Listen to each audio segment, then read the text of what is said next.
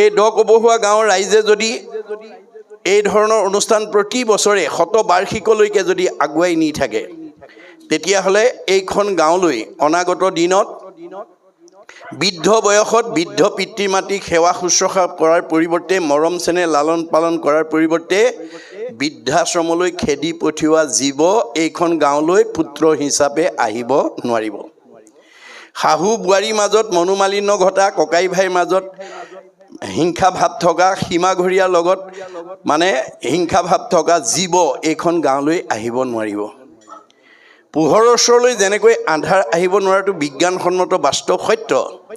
যিখন গাঁৱত যিখন পৰিয়ালত এই ভাগৱত চৰ্চা হৈ থাকিব, ভক্তি ধৰ্ম, ভক্তি মানে পোহৰ, এই ভক্তি ধৰ্ম প্ৰচাৰ হৈ থাকিব, তালৈকে অনাগত দিনত কোনো বেয়া জীৱ আহিব নোৱাৰে।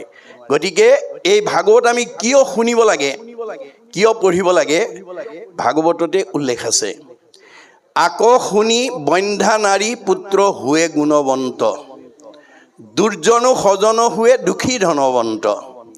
ভাগৱত শুনিলে বন্ধ্যা নাৰীয়ে সুযোগ্য সন্তান পোৱাৰ যোগ্যতা লাভ কৰিব পাৰে। দুষ্ট মানুহ শান্ত হয়, দুখীয়া মানুহ ধনী হয়। এয়া ভাগৱতৰ মাহাত্ম্য। আমি ভাগৱত কিয় শুনিব লাগে? গুৰুজনাই তাৰ এটা উপমা দিছে। আমি প্ৰত্যেক গৃহস্থী লোকসকলে ৰাতিপুৱা শুই উঠাৰ পৰা গধূলা খোৱালৈকে আমি আইনাখন এবাৰ হ'লেও চাওঁ। আমি আইনাখন কিয় চাওঁ?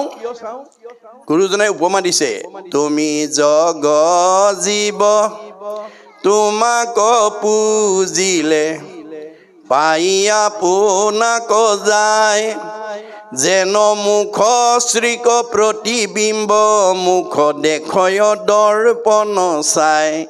দৰ্পণ মানে আইনাখন। আইনাখন চালে আমি নিজৰ চেহেৰাটো, অৱয়ৱটোৰ কথা জানিব পাৰোঁ।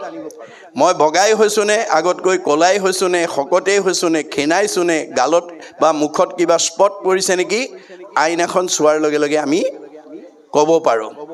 আপোনালোকৰ ঘৰত আইনাখন বিশেষকৈ কোনবিলাকে বেছিকৈ চাই আপোনালোকে লক্ষ্য ৰাখিবচোন।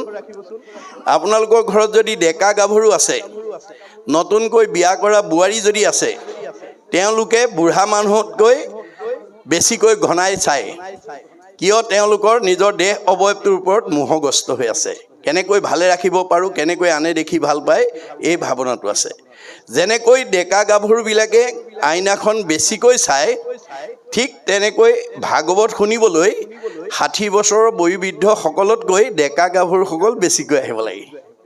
কাৰণ তেওঁলোকৰ ভৱিষ্যত আছে। আজি যিসকল ডেকা গাভৰু হৈ আছে, কালিলৈ তেওঁলোকে সংসাৰ